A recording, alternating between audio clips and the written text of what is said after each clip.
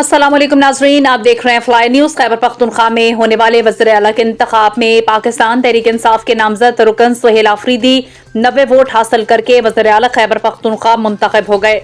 नवमुंतखब वज़ीर आला सुहेल आफरीदी का कहना है कि मैं मिडिल क्लास का नुमाइंदा हूँ, मेरे नाम के साथ जरदारी है, भुट्टो है, ना ही शरीफ। मैं पर्ची के जरिए वज़ीर आला नहीं बना, सबसे पहले पाकिस्तानी हूँ, मुझे कबायली होने पर फख्र है।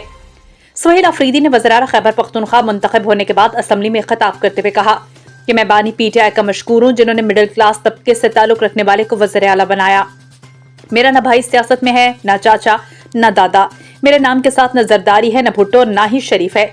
मैं यहाँ मेहनत करके पहुंचा हूँ, पर्ची से वज़ीर आला नहीं बना। उन्होंने कहा कि मैं सबसे पहले पाकिस्तानी हूँ और फख्र करता हूँ कि कबायली हूँ। उनका माइंडसेट बना हुआ कि कबायलियों को मेन स्ट्रीम पर ना लाया जाए। इनका माइंडसेट है कि कबायली पीछे रहने के लिए हैं। शरीफ, भुट्टो, जरदारी साथ लिखने से कोई बड़ा लीडर नहीं बनता।